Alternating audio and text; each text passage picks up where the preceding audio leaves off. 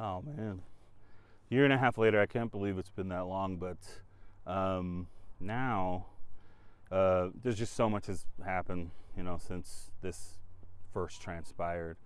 To be as close as I am to Aron, to be as close to mental health awareness and mental health issues, suicide prevention.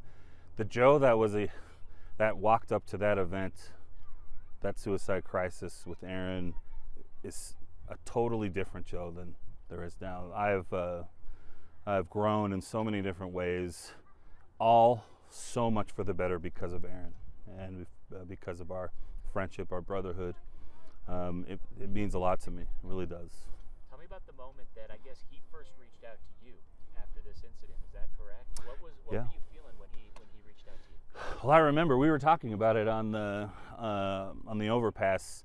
I had when the story went, what they say, viral.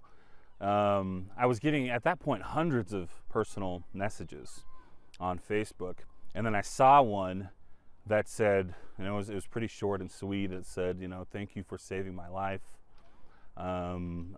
Something to that effect, and I jumped out of bed. It was very early in the morning. I jumped out of bed. I was just crying because, you never know what happens, after that to the other person. Total strangers, Aron and I, at that point. And it was such a beautiful blessing that he reached out to me, or I would have never known who he was, never would have found him. So. And so talk to me a little bit about what your relationship and friendship is like today.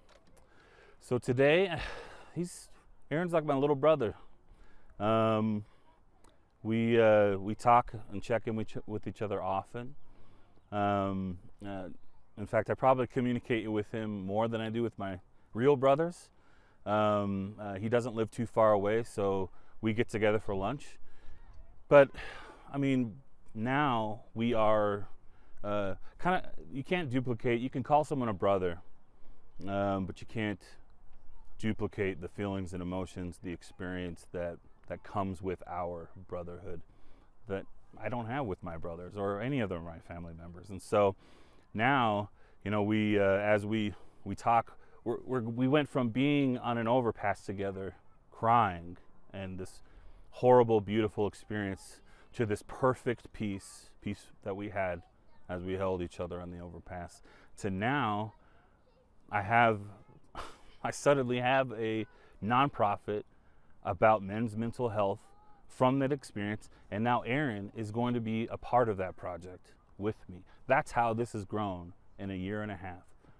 So much hope has transpired and is now inspired. I've struggled before, but not like that day. Before I've gone through depression, but I've never had a thought of suicidal until that day. So. About how long were you standing on there before you realized someone was walking your way?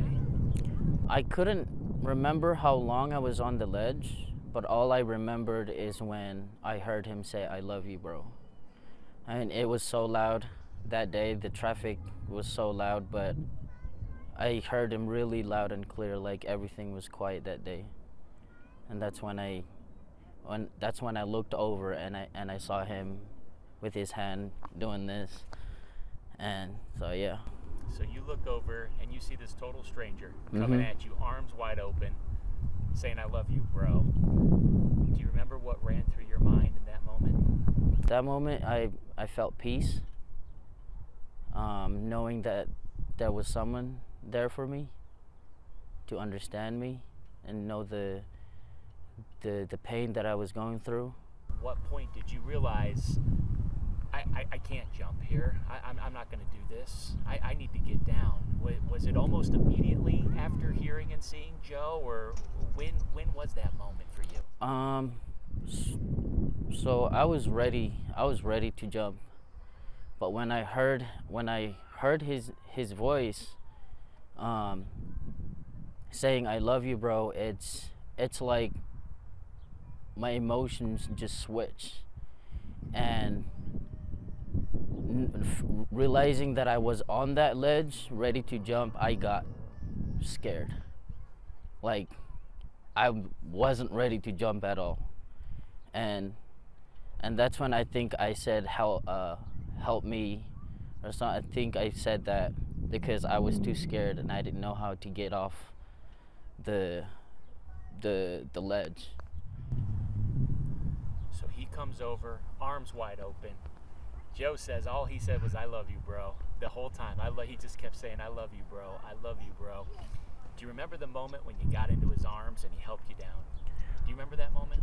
I didn't remember when he pulled me off the fence, but all I remember is when I was in his arm hugging me and feeling safe, and I felt the peace and knowing that he was there.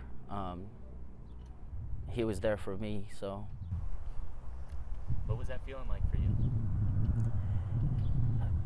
Peaceful. And I know it was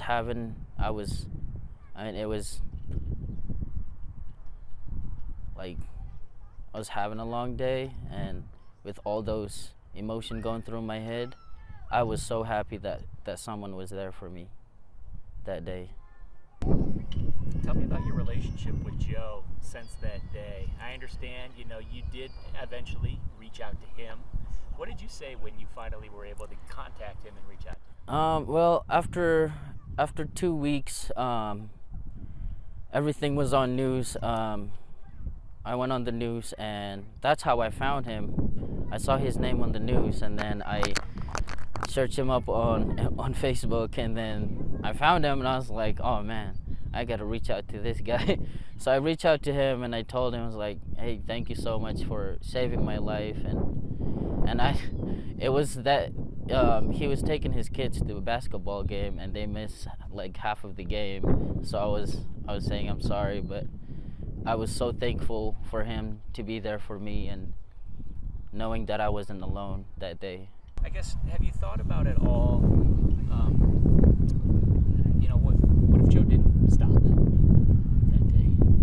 Have you thought about that, Aron? Yes, and actually we were talking about it yesterday, and if Joe wasn't there, I would have jumped already, because I was set in my mind that I'm gonna commit suicide.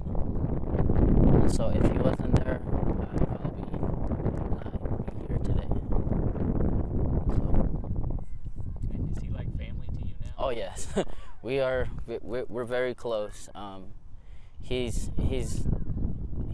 my family, and I don't know how to put it, but he understands me more than my family does.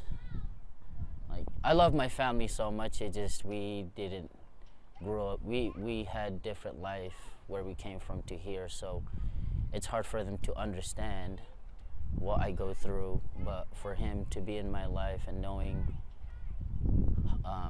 the things that I go through and able to talk to him about it, it really helps me a lot. And yeah, he's like my family. He's the best. Aron, how happy are you that you are still here? It seems like you still have so much more to give this world. I am so thankful and way beyond happy, because I'm able to see my son still growing up and be there for him, and knowing that I can do better in life than just giving up. What are some of the things that you do to help you when you feel sad? I like to spend time with my son. That is my first priority. And I love to dance. That's something that get my mind off things and be able to balance my emotions through the day. So I dance. I love it. It's like my favorite thing. So He's awesome. Someone else is out there right now having probably similar thoughts to what you had that day. Is it okay to feel sad? Is it okay to feel some things that it may never get better, but there's hope out there? Yes. Is that correct? I mean, Yes. Talk to me about what you would say to someone that is feeling what you felt that day? I know that everyone is different. We all go through different things in life. But one thing that Joe tells me is you're not alone.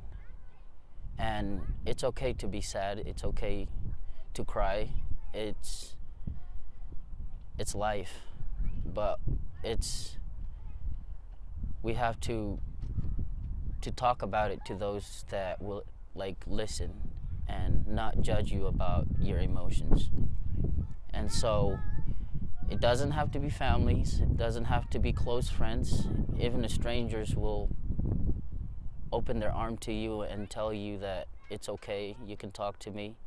I will understand you, what you're going through. And yeah, I feel like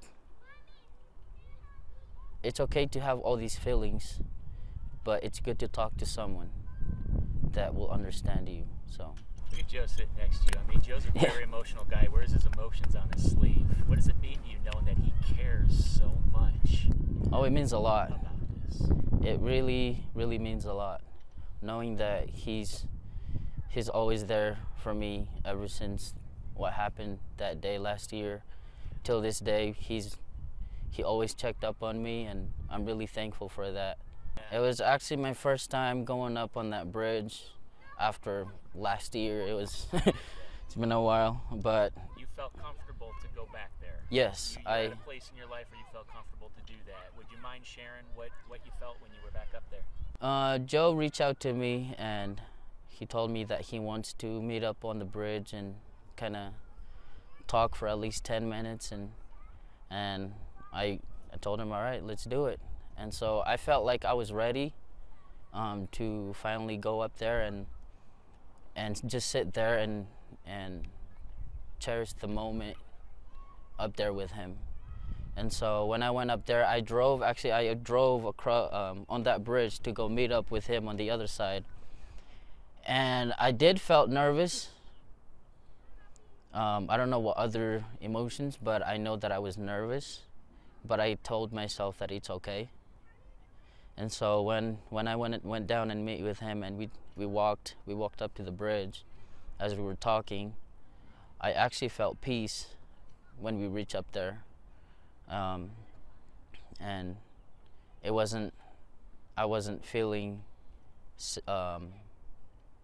like sad or scared or other emotions. I was just happy. I was just in a peaceful place with him, talking about stuff, and it's like, what do you call it?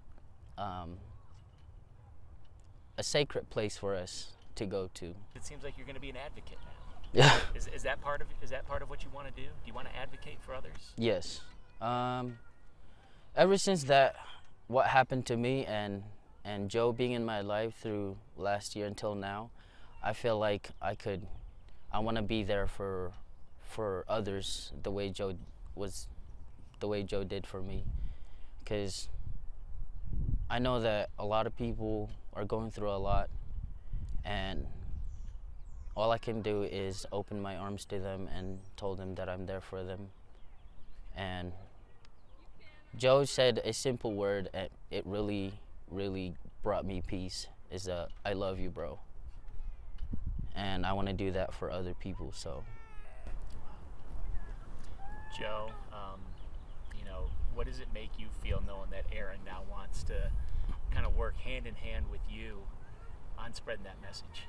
It shouldn't be such a surprise, shouldn't be shocking, but Aron has, what I've learned about Aron is he has a lot to offer. He's got obviously a beautiful son, beautiful family, but he's learning now, or he's learned that he can feel sad. He can use his feelings, repurpose those feelings to be for good, to be more compassionate to others, to be that person, to be a Joe, like I need a Joe. Do we as a society need to think more about, like, it's okay to not be okay? Yes, You know, because we bottle a lot of stuff up. We all do it. Yep. You know, what do you make of that? That it's okay to not be okay? I mean, we can't always assume that life is going to be perfect. I mean, we have to go through hard times to be able to see the next day.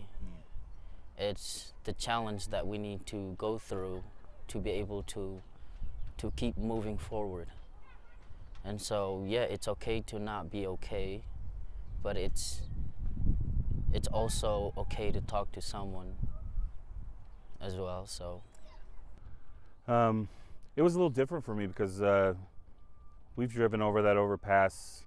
You know, I was forced to, just days, you know, the next day, 2 days later, and you know, I had to go make peace with that, and it was difficult. But like Aron was saying, I found a peace there that has now turned into a sacredness. Like Aron said, it's a place where I can go to now, where if I am feeling anxiety or stress, or if I'm feeling sad, I can actually go to that place now and feel peace there. And so when we were there last night, I wanted him to feel the same peace that I feel, you know, there now. And it sounds like that's what he has now.